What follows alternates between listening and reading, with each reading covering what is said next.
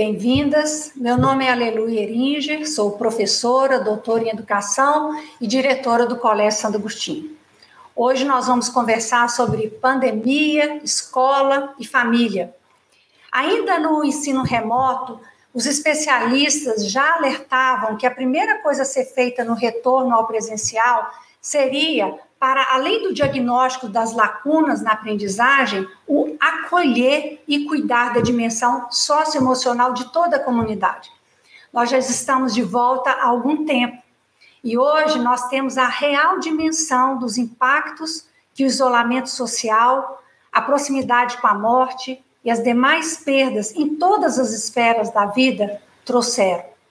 Há um discurso unânime entre os educadores que estão atuando nas salas de aula, da educação infantil ao ensino médio, bem como as suas famílias, de que o vento mudou de direção e há algo novo no ar. Muitas situações de incivilidade, até então superadas, voltaram à tona. Estamos tendo que reaprender a conviver. Esse é o contexto que nos fez procurar a Thelma Vinha.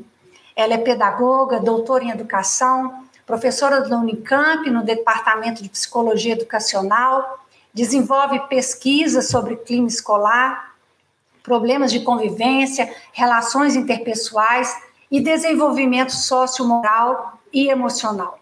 Ela é coordenadora associada do Grupo de Estudos e Pesquisa em Educação Moral, GEPEM, da Unicamp, e que nos apoia no Programa de Convivência Ética do Colégio Santo Agostinho.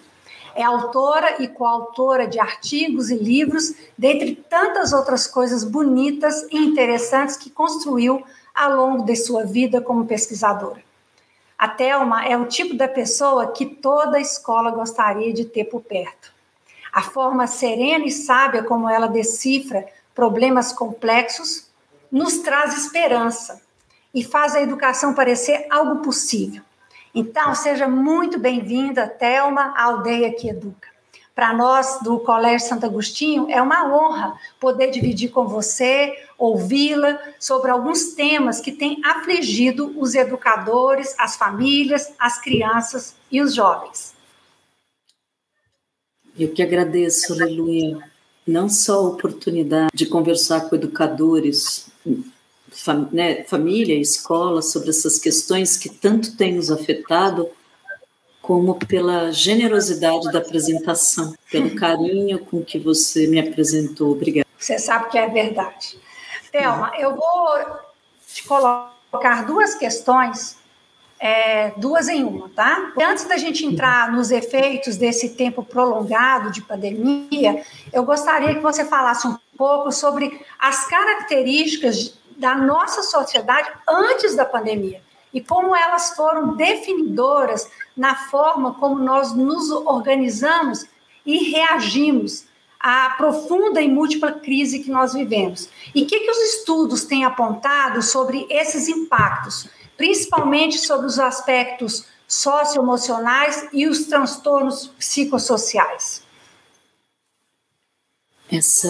Essas questões são muito boas porque elas ampliam muito o olhar e não apenas para o momento atual, nos permitindo compreender o cenário que muitas das nossas ações, que a gente acha que são ações locais, elas refletem de fato características de uma sociedade e vão gerar, inclusive, sofrimento para todos nós. Então, esse retorno presencial, depois desse longo período de pandemia, de fato trouxe muitos desafios, como você bem colocou, Aleluia, para as escolas de todo o país. E entre algumas das questões que estão afetando estudante, família, educador, a gente percebe transtornos emocionais, dificuldade de relações, aumento dos conflitos. Só que esse cenário ele não está acontecendo só no Brasil, né, mas em outros países. A gente está vivendo uma tragédia, a gente viveu e ainda está em curso, né, ainda que declinando, uma tragédia humanitária que é em nível global. Muitos foram afetados, todos, mas uns mais do que o outro. Então, é importante nós olharmos para a maneira como nós, enquanto sociedade, nos organizamos para entender algumas respostas e algumas alguns efeitos que nós estamos vivenciando nesse momento, né? A gente vive um período atualmente que é chamado pós-modernidade ou contemporaneidade, que ele traz profundas mudanças na forma que a gente se relaciona e que a gente vive.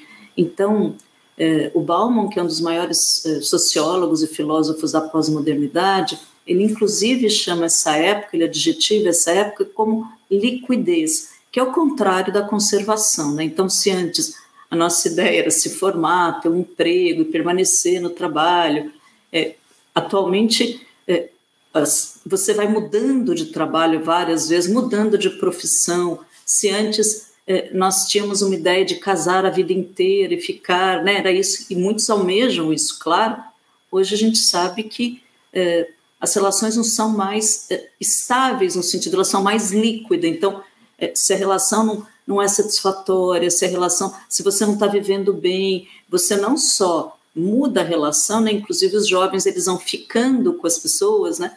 Como ao mesmo tempo você tem vários aplicativos em que você pode escolher possibilidades de relação. Então, isso é uma característica da liquidez, né?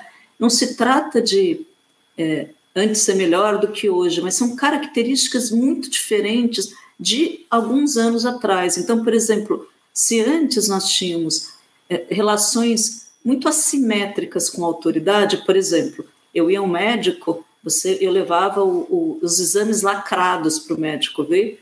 Atualmente, houve a diluição do lugar da autoridade, as relações são muito mais horizontais. Então, você, por exemplo, hoje a gente abre o exame, a gente pesquisa na internet e a gente vai lá e discute até se achando como médico, né?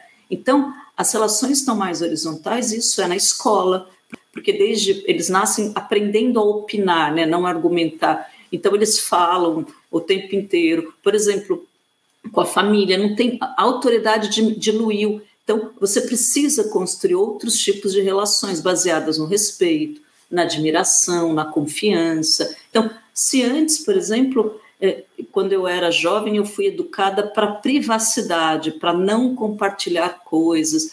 Atualmente, é uma sociedade de exposição. Então, o tempo inteiro é selfie. Então, a sociedade do espetáculo, eles têm uma relação social, né? Nós também, entre as pessoas, essas relações entre as pessoas são mediatizadas por imagem. Então, eles tiram, e a gente vai conversar até por WhatsApp, por mensagem. Então, ela é mediatizada por tecnologia, por imagens, e sempre tem a questão ambígua. Ao mesmo tempo que a gente tem acesso a infinitas informações, a pessoas de diferentes países. Por outro lado, também você tem acesso a fake news, a pornografia, a violência.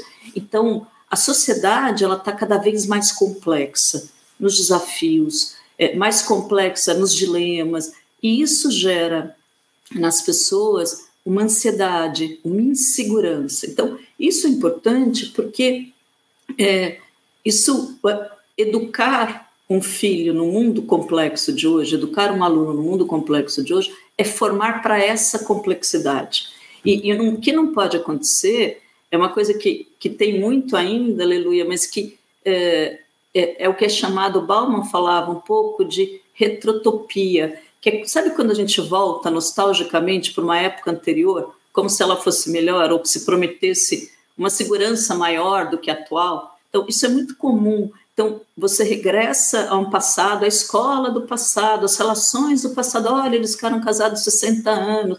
Mas, na verdade, é um passado mitificado, né? Na verdade, você pega algumas partes desse passado e até idealiza. Porque as relações do passado, a sociedade do passado, ela jamais daria conta da complexidade que a gente tem hoje. Então, por exemplo, falar que graça, né? A pessoa está 60 anos junto. Só que muitas vezes se esquece de que talvez naquela relação, sei lá, a mulher pode ter muitas vezes suportado muitas traições, até abuso, para poder ter mantido essa relação. Então, às vezes a gente se encanta com o passado, ignorando que também houve o Holocausto, as guerras mundiais. Então, é fundamental que não se busque respostas no passado para dilemas. A gente aprende com o passado, né? Mas a gente não busca no passado respostas. Que nós precisamos, no fundo, educar para uma sociedade que nunca mais vai ser igual ao que era antes. Então, eu vou trazer agora alguns dados que nos ajudam eu quero focar numa sociedade que é a sociedade do cansaço, e aí eu quero trazer a segunda questão, que é muito importante, sobre esses efeitos da pandemia. Então, eu vou agora trazer esses dados. Eu acho que a sociedade do cansaço, pensa o seguinte, em forma líquida de trabalho, por exemplo, ser professor, ser gestor, né, jornalista, né, mesmo quem trabalha por projetos. Veja, essas formas líquidas é aquela que você não chega, eu começo às 8, saio às 5 e o trabalho para aí, né? Essas formas mais líquidas, se antigamente nós tínhamos um patrão que te obrigava a trabalhar, te explorava, atualmente o que nos esgota não é um patrão que obriga, não é uma coerção externa, mas somos nós mesmos, é o imperativo, ou seja, nós nos obrigamos a render cada vez mais, e não é render no sentido de produzir, mas a fazer bem feito, a fazer melhor, a se superar. Então, por exemplo, vai fazer uma apresentação, uma reunião, se prepare e prepara novamente, mesmo que aquele tema já tenha sido abordado, se atualiza. Então, é como se o tempo inteiro a pessoa sentisse que ela está devendo, que ela tem que se dedicar, que ela tem que fazer melhor. Então, a gente se cobra para se otimizar, para a gente ter um bom desempenho, para dar conta. E, ao mesmo tempo, você tem que dar conta, mas você tem que dar conta de aprender o inglês, de fazer ginástica, você tem que dar conta de fazer a pós-graduação, de ler o livro, né? Então, você se obriga, é como se você se sentisse assim, que está sempre devendo, né? Isso é típico da sociedade do cansaço. E nós aprendemos sempre que, por meio de uma educação em que valoriza muito isso. Então, por exemplo, mensagens que tem, a vida pode ser o que você quiser, basta se esforçar para merecer, como se dependesse puramente de um esforço individual. Então, acredite no seu potencial, você é capaz de fazer tudo o que quiser e chegar a qualquer lugar, se empenhe, acredite. Então, essa mensagem, ela é nos passada desde pequeno, tanto que se você não consegue, o fracasso é seu, porque você não se esforçou o suficiente. E aí nós passamos a nos explorar no sentido de que, assim, por exemplo, eu me vi essa madrugada, eu fui dormir às 4 da manhã, porque eu tinha algumas coisas atrasadas, etc.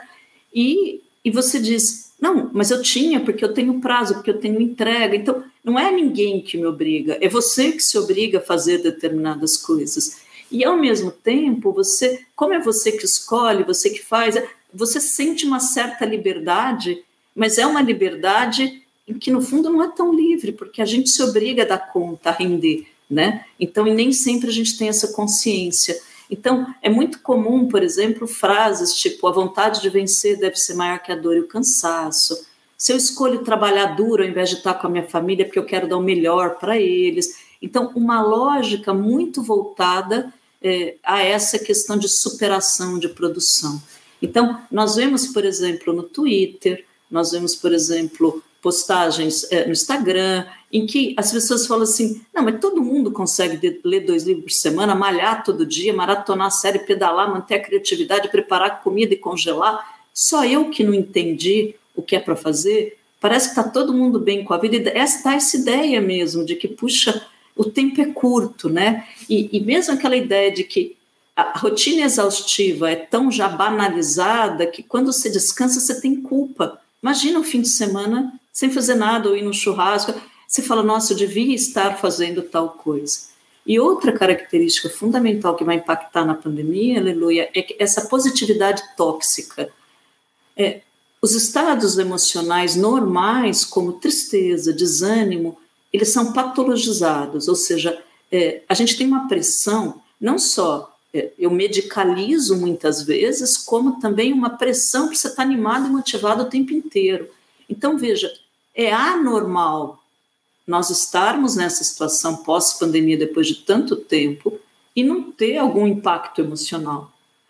Então, você está combalido, você está desanimado, ele faz parte, quando você vive o luto, tá certo? Ele faz parte das relações humanas. Quando você luta e não consegue por exemplo, modificar, não consegue, às vezes, aquele trabalho que você tanto quer. Então, só que as mensagens que a gente recebe são essas, de que não se deixa abater, você tem poder para transformar tudo isso. Se você sentir desânimo, lembra das pessoas hospitalizadas. Então, inclusive, isso faz com que impeça a pessoa, por exemplo, o adolescente, de desenvolver os recursos, as habilidades sociais e emocionais necessárias para lidar com isso. Tristeza, alegria, faz parte da vida. Então, o que você faz? Muitas vezes já leva no profissional, já tenta medicalizar, vai contra os sentimentos da pessoa, e isso, para estabelecer conexão, vínculo, faz toda a diferença, é caminhar em direção àquilo que a pessoa está sentindo, sem dizer você tem que mudar, você tem que, né? Então, isso é uma das características de lidar depois, que tem a ver com as implicações educacionais que eu vou trazer. Bom, o aumento da ansiedade, ele vai ser decorrente dessa sobrecarga de trabalho, de estudo, de cobranças, claro, que você tem no trabalho, no estudo, mas também de uma autoexigência muito grande que nós temos. Aí, quem não dá conta ou fracassa, porque muitas vezes você fica exausto, muitas vezes, por exemplo, eu tenho alunos, estudantes na Unicamp que dizem, nossa, eu estudo integral, eu faço ainda a iniciação científica, eu faço inglês, e aí ele tem que desistir de alguma coisa, e eles têm culpa, eles falam, puxa, eu não dou conta, falaram que eu sou fraco, né?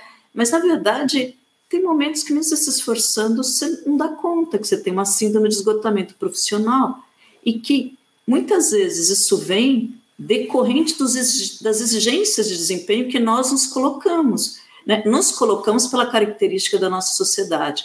E aí, é tão comum a pessoa se sentir vergonha de ter largado um trabalho exaustivo, vergonha, muitas vezes, de não ter feito aquela pós-graduação, não ter conta porque tem filho pequeno, e você se repreende por isso, sabe? Então, exemplo, né, que nós poderíamos dar disso são aquelas mensagens motivacionais que desmotivam muito, né? Você só é um fracassado se você desistir. Não, desistir muitas vezes é bom para a tua saúde mental. Ir mais devagar é necessário. Então, não tem pernas, mas subiu o Everest. Qual é a sua desculpa, né? São frases, então, como se analisar o contexto, dizer isso não está sendo bom para mim, fosse um fracasso. Então, pensando em tudo isso e focando na pandemia, eu queria trazer aquilo que todo mundo sabe, né, mas que retomar para fazer essa relação, que faz mais de 2 anos que a gente está enfrentando esse problema complexo e a gente não se preparou para o que aconteceu. E ainda a gente não tem muita certeza quando isso vai acabar. Cada hora é uma novidade, né? Então, quando a gente entra em pandemia, a gente achava que eram 2, 3 meses, e depois a coisa vai aumentando, e aí quando está saindo vem a Ômicron, agora quando a gente está voltando, vem toda essa consequência, esse estresse, né? Transtornos de ansiedade decorrente desse período. Então, é como se assim, a gente está vivendo sucessivas crises. Em poucos dias isso vai impactar nossa saúde mental. A gente modificou espaço, rotina, incorporou trabalho, incorporou aula remota. Muitas pessoas perderam emprego e trabalhos e tiveram que reorganizar a sua vida. E o medo que nós tínhamos, né, lavava a compra, tivemos que fazer isso, esses nossos amores foram separados, né, a gente tinha que se proteger disso, até assimilar, muitas vezes a gente ficou paralisado com tudo aquilo que estava acontecendo. E é claro que isso tudo gera enormes consequências. Primeiro, a gente sabe o aumento do desemprego, da vulnerabilidade social, das desigualdades de um país que já é absurdamente desigual, né? E as parcelas mais pobres da população, elas foram as mais afetadas. E gente, milhares tiveram que viver o luto. E o viver o luto sem se despedir das pessoas amadas. E quando isso acontece, porque o luto é um ritual, né, quando você faz um funeral, né, em que você se despede, isso te ajuda a lidar com a dor. Então, nós não tivemos oportunidade de elaborar essas perdas. E aí, mas, por outro lado, nós estamos vivendo um luto coletivo e isso, de alguma maneira, nos ampara em termos de coletividade. Mas todas as pessoas que perderam, de alguma forma, os seus entes queridos, elas estão vivendo com isso, estão tendo que lidar com isso. E essa convivência intensa entre as pessoas de uma família Porque todo mundo, de repente, foi para uma casa, e foi para suas casas, e você tem grandes casas, pequenas casas, pessoas que puderam trabalhar remoto, pessoas que não, mas o tempo de convivência aumentou muito mais. Só que não é uma convivência por opção, né? É uma convivência num contexto de medo, de insegurança que aconteceu nos últimos 2 anos. E isso gera uma enorme dificuldade de autorregulação e autopercepção. Então, na tua relação com seu companheiro, com sua companheira, com seus filhos, com a pessoa da sua família, muitas vezes você já acorda mal-humorado, você está insatisfeito, você está cansado. Aí, por exemplo, você já fala com o outro irritado, você já fala com o outro dando ordem, e o outro já te responde de uma maneira ríspida. Aqui na minha casa, por exemplo, minhas filhas, eu tenho 2 filhas, né? E a funcionária ficou em isolamento, né, ao longo desses 2 anos, e a gente dividia as tarefas e tal, e uma delas tinha que lavar a louça após o almoço. E eram 8 horas da noite, ela não tinha lavado, e ela dizia assim, não, mas após o almoço pode ser até meia-noite. E aí eu, irritada, cansada, já entro falando, desliga esse celular e vai lavar a louça. E aí ela responde, e depois você fala, mas por que eu tinha que entrar com o pé na porta? Você entendeu? No sentido, e é isso que a gente faz. A gente fala irritado, a gente trata o outro com rapidez, e a gente nem percebe que está fazendo isso. Só que esse ambiente, ele vai intensificar a irritabilidade na família, conflitos, porque você já está insatisfeito, você já está, né? E problemas nas relações. Então, as pessoas viveram num período de estresse constante. E isso, por exemplo, se reflete no número do aumento de separações e divórcios, isso aquelas separações consensuais, por meio de cartórios, etc. De um ano para o outro, houve um aumento de 15% nas separações, né? Então, isso claro que vai impactar as relações. Só que também nós tivemos um aumento de violências e não pensem que no nível socioeconômico baixo. A violência doméstica, que é física, né, ou a psicológica, que são as humilhações, os assédios, ela está muito presente no nível socioeconômico alto. E, inclusive, os crimes sexuais, o crime de estupro de vulnerável. E com o fechamento necessário das escolas, né, a escola é fator de proteção. A escola, muitas vezes, é quando você identifica, por exemplo, uma criança que apanhou de uma maneira que tem marca, né, tem sinais de agressão, uma criança, por exemplo, por meio do desenho ou da fala, que representa um abuso, então ela relata isso, e isso é fator de proteção, não só evitando agressões, como também cuidando dessas crianças.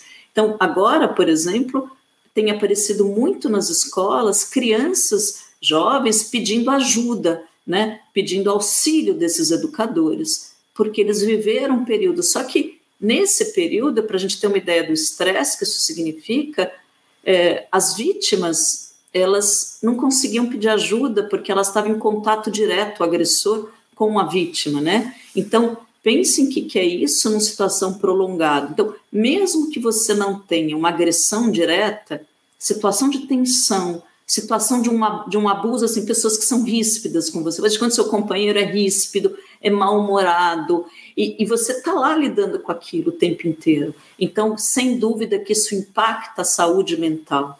Só que nós precisamos separar o que são efeitos psicológicos negativos de doenças ou transtornos mentais.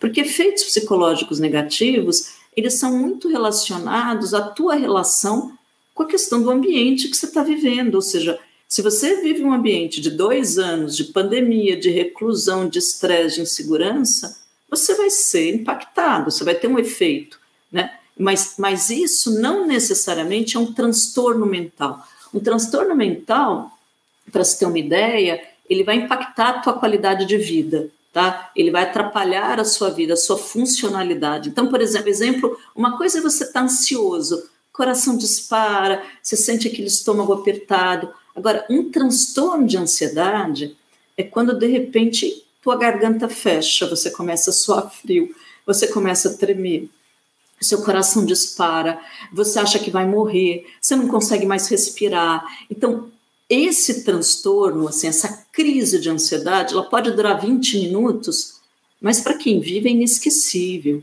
E você pode ter essa crise por 4, 5, 6 vezes por dia. Então, ela te paralisa, ela vai te deixando com medo de sair. Então, um transtorno... Então, por que eu estou dizendo isso? É fundamental que a gente não confundam as duas coisas, porque um transtorno mental, você precisa muito ajudar, ela precisa de ajuda profissional. A escola, a família, ela vai promover, ela dá conta da saúde mental, os trabalhos com a socioemocional, saúde mental. Mas o transtorno mental, você precisa, a escola não dá conta, nem a família, você vai precisar de uma ajuda de profissionais especializados.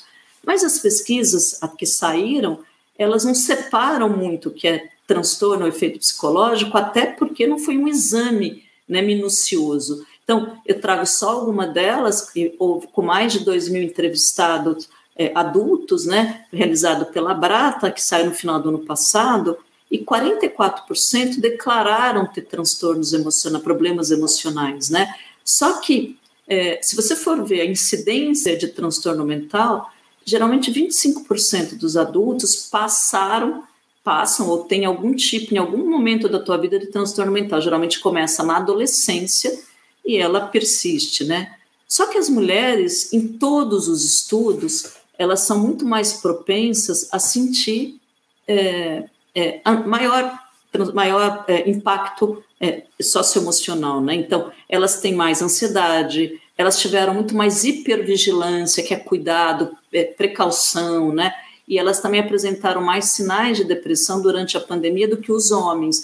Todos foram impactados, né, nesses 44%, mas as mulheres mais. Mas em tudo quanto é estudo, as mulheres, inclusive as meninas adolescentes, elas apresentam um impacto maior com relação à saúde mental.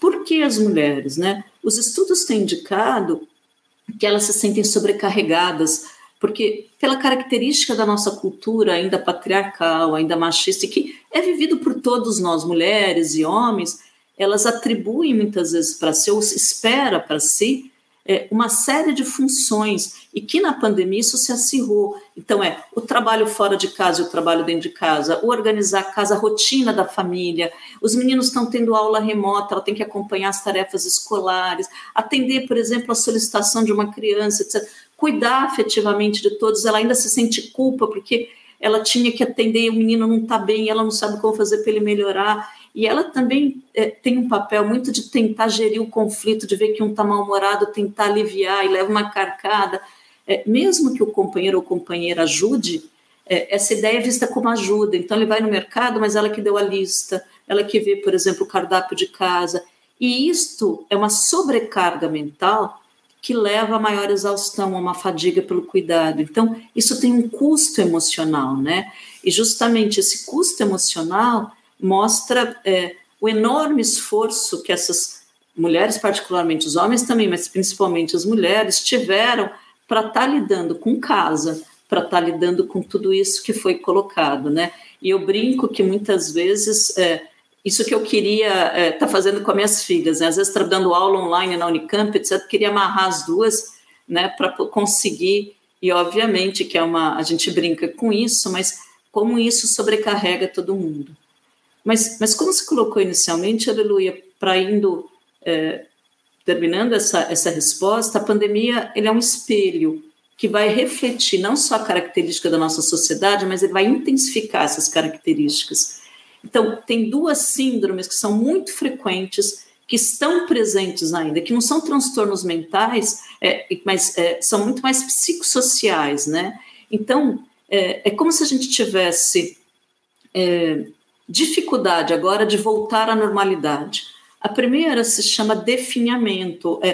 Um psicólogo norte-americano, Grant, ele atribui o definhamento ao mal-estar pandêmico, né? Então, por exemplo, nós começamos no início da pandemia com um estado de angústia, né? Sem saber o que era, o que ia acontecer, né? Mas, ao mesmo tempo, você estava lá em casa, eu lembro com minhas filhas aqui, a gente fazia pão, a gente jogava, a gente via vídeo, quando a gente revezou o almoço, elas faziam arroz, feijão, mas com o tempo você vai tendo um abatimento crônico. Conforme isso vai se prolongando, você vai se sentindo estagnada, você vai se sentindo melancólico. É como se os dias se arrastassem, né? É como se você... E ainda tem muita gente no estado de definhamento, é como se você visse a vida uma janela embaçada. Não é que você está mal, mas você também não está bem. Então, a gente não funciona na plena capacidade, a gente tem dificuldade de se concentrar, de lembrar de coisas simples, né? Então, a gente nem sequer percebe que está nesse estado meio de abatimento, sabe? E esse definhamento, você pode ter esse estado de melancolia por muitos meses, tá? A segunda síndrome muito presente é o burnout, que é a exaustão, a estafa. A gente atualmente, eu acho que todo mundo se sente muito mais cansado, extenuado do que antes. E o home office, por exemplo, o estudo remoto, ele cansa ainda mais do que trabalhar ou estudar na escola e no escritório. E o que a gente tem feito atualmente? A gente soma o trabalho externo e interno, sabe? Atividade remota com o trabalho externo. Não é que você substitui. Não, você chega em casa e você ainda faz uma série de coisas remotamente. Então, tudo isso nos esgota. Lives permanentes, conexões online ininterruptas, o tempo inteiro está chegando mensagem, e-mail, né? Então, você tem uma exaustão que muitas vezes você não sabe a origem. Para você identificar o burnout, e mesmo para você poder se ajudar, ou procurar ajuda, ou indicar ajuda para alguém, ele tem 3 características. A primeira, exaustão emocional, né? A segunda é redução da tua realização profissional. Antes te brilhava os olhos, antes valia a pena. Agora é como se você não visse muito sentido nisso, sabe? Aquilo que te motivava não te motiva mais. Só que a exaustão emocional e essa redução, elas também estão presentes na depressão. Mas uma característica típica dessa síndrome é a despersonalização, que é quando você fica insensível emocionalmente e trata estudante, trata pessoas que você convive como objetos. Você já viu, às vezes, você vai no hospital, você é só mais um número, você vai numa repartição pública, e por mais que você chora lá, não importa, você é só mais um, é a regra, aqui o sistema funciona assim. Então, isso é uma característica muito importante que precisa ser cuidada, precisa ser tratada. Então, não é que a pessoa é fria, não é que a pessoa é insensível, ela adoeceu e ela precisa de ajuda. Então, o que nós temos visto nos estudos? Que algumas pessoas atualmente, elas sentem que não voltaram com a mesma resistência e energia pré-pandemia, que muitas vezes você se sente meio enferrujado, exausto, com uma fadiga constante, como se você não conseguisse recarregar essa bateria, tá? E mesmo quando você socializa, você sai, você se sente mais cansado do que antes, né? Então, ao longo desse isolamento social, muitas vezes diluiu o trabalho com a família, né? Então, o que você fazia em casa, não? Então, tem pessoas que foram até as 10, 11 da noite, não tinha fim de semana, então houve essa difusão do horário e outras... mas o que aconteceu foi que, quando há abertura e você fala, agora a vida vai entrar nos eixos, na rotina, muitas vezes a gente põe a mesma agenda que nós tínhamos antes da pandemia, agenda lotada, repleta de compromisso, e a gente desconsidera, e acho que aí eu encerro essa questão que você colocou, que a gente não é mais os mesmos de 2 anos atrás. E antes já não estava bom. E nós nem percebemos como pode estar mais difícil. E a gente vai carregando isso, empurrando, em vez de nós termos aprendido e mudarmos a maneira como nós nos relacionamos com a vida, com o trabalho e conosco mesmo. Ótimo. Nossa, quantas coisas interessantes você trouxe aí para a nossa reflexão. E a escola, ela não está isolada da sociedade, do mundo, né? A gente está permeado e a gente está imerso aí nesse meio que nos impacta e é impactado também pela escola. Thelma, que conversa boa! Nós agradecemos muito aí a sua participação aqui no Aldeia que Educa. Você nos ajudou a digerir e a elaborar tantas questões complexas que têm nos afligido, e eu tenho certeza que esse material ele vai ser assunto para muitas conversas e muitos desdobramentos ainda.